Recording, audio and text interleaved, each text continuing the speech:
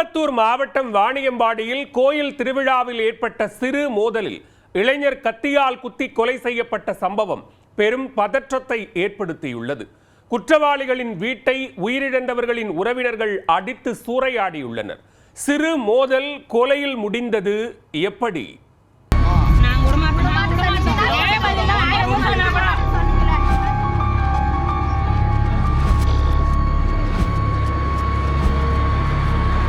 திருப்பத்தூர் மாவட்டம் Vaniyambadi VKS colony பகுதியில் 2 தினங்களுக்கு முன் கோவில் திருவிழா நடைபெற்றுள்ளது.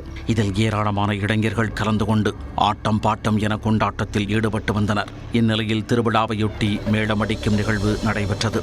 மேளச்சத்தத்தில் ஈர்க்கப்பட்ட இளைஞர்கள் ஒருவரை ஒருவர் இடித்துக்கொண்டு குத்தாட்டம் போட ஆரம்பித்துள்ளனர். இதில் இடித்துக்கொண்டு குத்தாட்டம் போட்டதால் அவர்களுக்குள் தகராறு ஏற்பட ஒருவரை ஒருவர் தாக்கிக் கொள்ள ஆரம்பித்தனர். அடிதடி தாக்குதல் பெரிய அளவில் வெடிக்க காமராஜபுரம் பகுதியைச் சேர்ந்த சந்துரு என்ற இளைஞரை கோணாமேடு பகுதியைச் சேர்ந்த ஜான், கார்த்திக், ஸ்ரீதர் ஆகியோர் சேர்ந்து கத்தியால் சரமாரியாக குத்தியுள்ளனர். இதில் சம்பவ இடத்திலேயே சந்துரு உயிரிழந்து விட்டார்.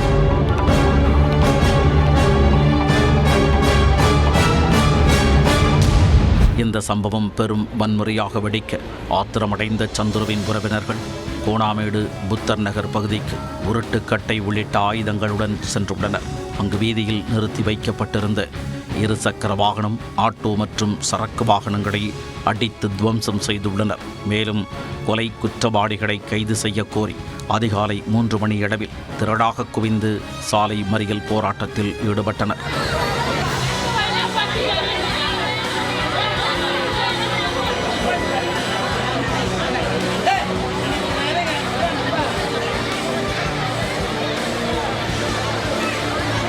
அவர்களை சமாதானப்படுத்திய வாணியம்பாடி போலீசார் சந்துருவை கொலை செய்துவிட்டு தலைமறைவாக இருந்த ஜான் என்பவரை சேலத்தில் வைத்து கைது செய்தனர்.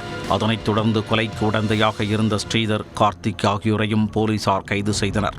இதனிடையே ஆத்திரமடங்காத சந்துருவின் உறவினர்கள் கொலை குற்றவாளிகளான ஜான் மற்றும் கார்த்திக்கின் வீட்டை அடித்து நொறுக்கி சூறையாடினர்.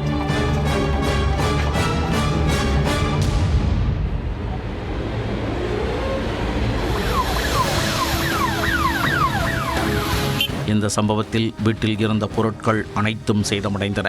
மாவட்ட காவல் கண்காணிப்பாளர் ஸ்ரேயா குப்தா தலைமையிலான 100க்கும் மேற்பட்ட போலீசார் சம்பவ இடத்தில் பாதுகாப்பிற்காக குவிக்கப்பட்டுள்ளனர்.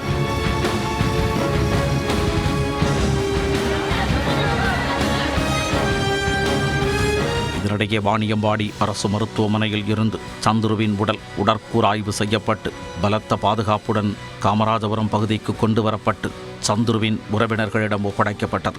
சந்துருவின் உடலுக்கு அவரது உறவினர்கள் சடங்குகள் செய்து காமராஜபுரம் மயானத்தில் நல்லடக்கம் செய்தனர்.